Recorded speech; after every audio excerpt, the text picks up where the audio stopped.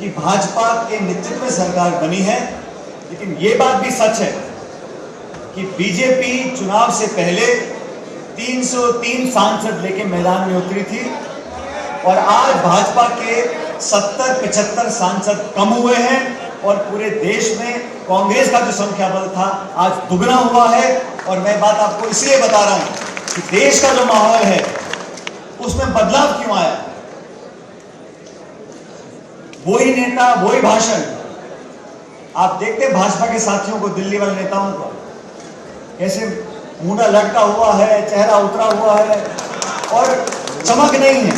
सत्ता में बैठे हैं, लेकिन सत्ता परिवर्तन में सबसे बड़ा योगदान अगर किसी का रहा तो मैं मानता हूं कि किसान और नौजवान का रहा।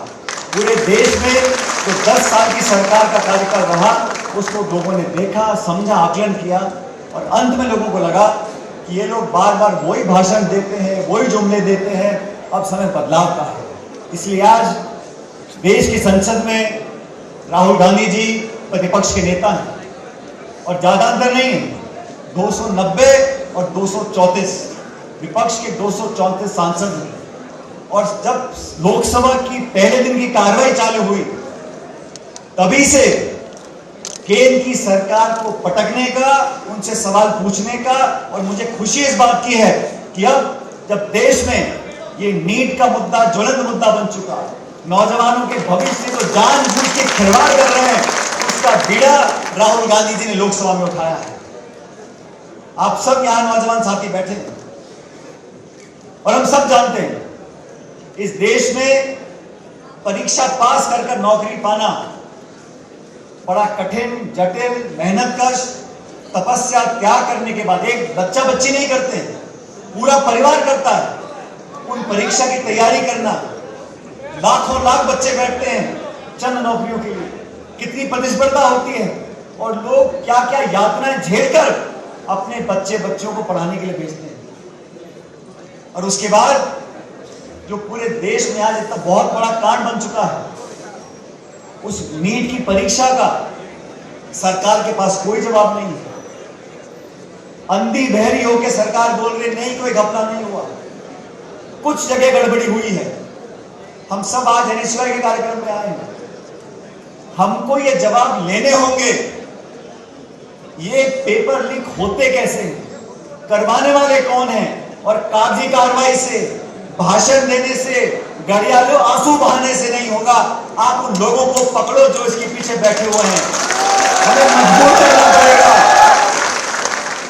साथियों, हमें मजबूर करना पड़ेगा देश के उन लोगों को जो सत्ता में रहते हुए इस घिनौने अपराध को बर्दाश्त करते हैं। मैं आरोप ही नहीं लगा रहा हूं, लेकिन जो लोग ऐसे अपराध को बर्दाश्त भी कर रहे हैं वो उतने ही गुनहगार हैं।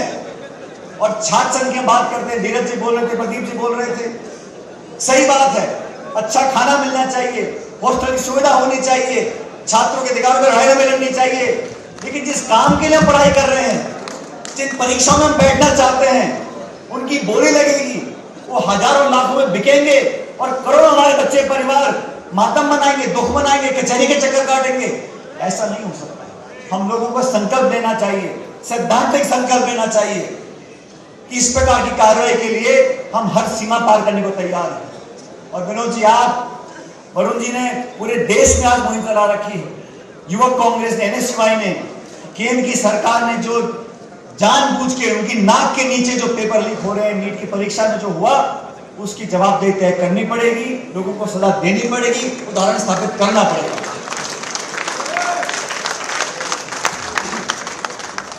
डोटासरा जी बता रहे थे कैसे सबको साथ लेके हम लोग चल रहे हैं, और ये कांग्रेस की किसी एक नेता की बात नहीं है।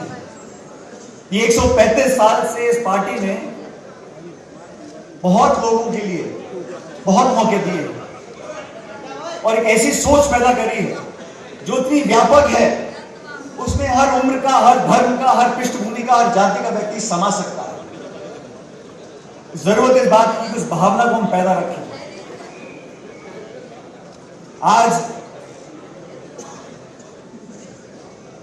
युवाओं के लिए हम सब युवाओं की बातें करते हैं, नौजवान देश का भविष्य है, नौजवान देश का भविष्य है। मुझे भी 25 सालों के सुनते सुनते। हकीकत ये है साथियों कि नौजवान देश का वर्तमान है, भविष्य तो बहुत लंबी बात है, वर्तमान है। इस बात को हमें समझना पड़ेगा, इस बात को एक्सेप्ट करना पड़ेगा। और राजस्थान के बारे में वरुण जी बता रहे थे, राजस्थान वो राज्य है जहां बहुत सारे नौजवानों को मौका मिला। मौका सिर्फ प्लेटफॉर्म मिलता है। आज ये अध्यक्ष बने हैं, पहले अभिषेक चौधरी अध्यक्ष थे, उससे पहले राकेश में बहुत अध्यक्ष थे, आगे भी अध्यक्ष होंगे। उस प्लेटफॉर्म का हम इस्तेमाल कैसे करते हैं? आप अपनी काबिलियत क्या स्थापित कर पाते हो? आप अपने आचरण से, अपनी वाणी से, अपने भाषण से, अपनी सोच से, अपनी कार्रवाई से, अपनी कार्यप्रणाली से क्या लोगों को जीत सकते हो? पद देना बहुत बड़ी बात नहीं है, पद तो कभी ना कभी किसी के पास रहता ही है। उस पद पर रहते हुए हम क्या अपनी लाइन लंबी कर सकते हैं? उस पद पर रहते हुए हम एक अपनी छाप छोड़ सकते हैं, हम लोगों के दिलों में जगह पैदा कर सकते हैं। मैं 2003 की बात बताता हूं आप लोगों को।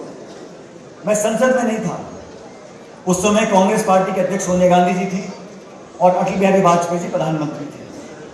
2004 के लोकसभा चुनाव आने वाले थे। 2003 में, मुझे महीना याद नहीं है, लेकिन सोनिया गांधी जी ने देश भर के 15-20 नौजवान लोगों को AICC में बुलाया, मुझे भी आमंत्रण दिया। मैं वहां गया और उड़ीसा, बंगाल, कलकत्ता, हर जगह से, पंजाब, राजस्थान के लोग आए थे। और सोनिया जी ने अकेले वहां मुलाकात करी एज कांग्रेस प्रेसिडेंट, और उन्होंने कहा कि अगले साल लोकसभा का चुनाव है, हमारी पार्टी में कार्य समिति भी है, प्रभारी भी हैं, बड़े बड़े पदों पे लोग हैं, लेकिन 2004 में जब कांग्रेस पार्टी चुनाव लड़ने जाएगी तो मैं चाहती हूं कि आप सब मिलकर अपने अपने राज्यों में जाओ और सुनो और समझो कि इस देश का नौजवान हमसे क्या उम्मीद रखता है, ताकि उन बातों को मैं कांग्रेस पार्टी के मैनिफेस्टो में डाल सकूं। हम सबको इतना आश्चर्य हुआ कि इतनी बड़ी नेता, कांग्रेस के अध्यक्ष, उस टाइम मैं 23-24 साल का हूँ मेरे ख्याल, ऐसे हम लोगों को बुलाया और बड़ा अनौपचारिक बात कर कहा कि आप जो कैंपसेस में, कॉलेजेस में, यूनिवर्सिटीज में जो यंग प्रोफेशनल्स हैं, उनकी बात को सुनो, गांव में, ढाणी में, शहरों में जाकर, और उनकी बातों को सुनकर हमको बताओ, ताकि हम उसको अपने मैनिफेस्टो में डाल सकें। नौजवान लोगों को राजनीति के अग्रिम पंक्ति में हमेशा कांग्रेस पार्टी ने जगह दी है, और पिछले 8-10 सालों में जितने हमारे साथी यहाँ बैठे हैं, जिनको आज बहुत कुछ चुनाव लड़ने का मौका मिला, MLA MP बनने का मौका मिला, मैं समझता हूं ये कभी संभव नहीं होता अगर राहुल गांधी जी का हम सबका आशीर्वाद नहीं होता। अगर राहुल गांधी हमको नहीं बोलते कि युवाओं को मौका दें, हम सबको जब नौजवान उम्र में सांसद, मंत्री, अध्यक्ष बनने का मौका मिला और अपने कार्यकाल में हम और नौजवानों को मौका नहीं दें, तो वो गलत बात है। हम लोग जो पदों पर पहुंच चुके हैं, आज हमारी जिम्मेदारी बनती है कि हमसे जो उम्र में कम है उनका साथ हम दें, उनको रास्ता हम दिखाएं, उनकी गलतियों को सुधारें, अपने अनुभव का लाभ उन लोगों को दें। ये जिम्मेदारी हम सब मंच पर बैठे हैं। और ये हमारी जो टीम है, आज जूली जी का भाषण सुन रहा था मैं, सदन के अंदर जब नेता प्रतिपक्ष पहली बार बने तो बहुत से लोग सोचते थे टीकाराम जी कि पता नहीं जूली जी का भाषण कैसा होगा, कैसा नहीं होगा, लेकिन मैं सदन में बैठा था और मैं आपको आज सब लोगों के सामने बताना चाहता हूं, नेता प्रतिपक्ष बनने के बाद आपने जो करारा भाषण दिया, जो आपने जो वहां भाषण दिया था, जितने भाजपा के साथी बैठे थे वो अपना सर जाके 5 साल के लिए मारे गए, और अभी भी आप हर बात पर उठकर अपनी बात को रखते हो। मुझे खुशी है कि गरीब परिवार के दलित परिप्रेक्ष्य का आज नौजवान, मेरे उम्र में कम याद नहीं से, मेरे उम्र के हैं, लेकिन हम डोटासरा जी, टीकाराम जी और हमने इकट्ठा काम किया। जिले के अध्यक्ष थे, मैं प्रदेश में अध्यक्ष काम कर रहा था, आज मैं दिल्ली का महासचिव हूँ, ये प्रदेश अध्यक्ष और नेता प्रतिपक्ष है। समय का चक्र रुकता नहीं है साथियों, इसलिए यहाँ जितने आप बैठे हो, आप भी कभी ना कभी इन पदों पर बैठोगे, कोई ना कोई संख्या, और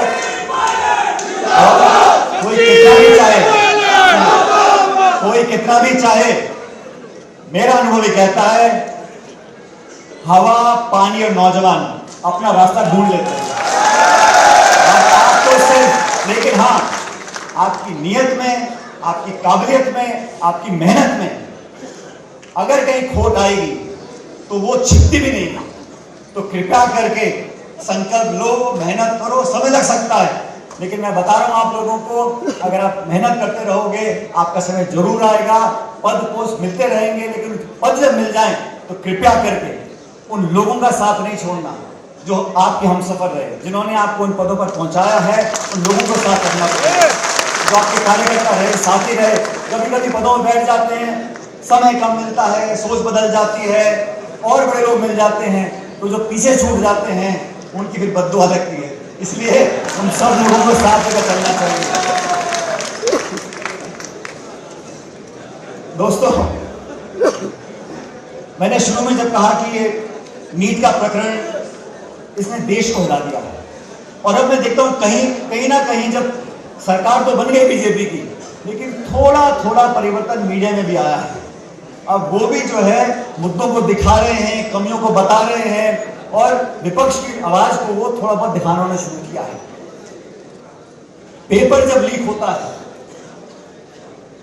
मैं तो ऐसा मानता हूं कि इससे घिनौना अपराध नहीं है, और जो अफसर, अधिकारी, नेता जो भी है, उनको अगर काली कमाई करनी भी है तो मैं तो कहता हूं किसी और डिपार्टमेंट को पकड़ लो। लेकिन इसको, जो पेपर लीक इस देश प्रदेश में कभी होता है तो, और आप सब जानते हो पेपर लीक पे मेरा जो स्टैंड रहा, मैं कल भी उस पर कायम था, आज भी कायम था, हमेशा कायम था। तो कितना बड़ा व्यक्ति हो, अगर उसने जाने में हजारों लाखों बच्चों के भविष्य खिलवाड़ किया है, तो किसी ने सही कहा कि हर गलती सजा मांगती है। अगर आप गलती करोगे आपको सजा मिलनी चाहिए, और नौजवान के भविष्य से खिलवाड़ करने का अधिकार किसी को नहीं है।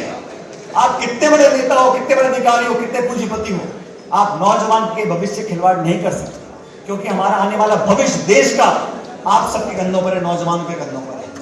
मैं इस मौके पर धन्यवाद देना चाहता हूं सभी लोगों का, आपने हमको भी आमंत्रित किया, और जो पुरानी टीम थी NSY की, मेरे ख्याल पिछले 5, 7, 8 अध्यक्ष थे, वो सब यहाँ पर आए हैं। हमारे नेता प्रतिपक्ष हैं, अध्यक्ष जी हैं, दिल्ली से अखिल भारतीय कांग्रेस तरफ से मैं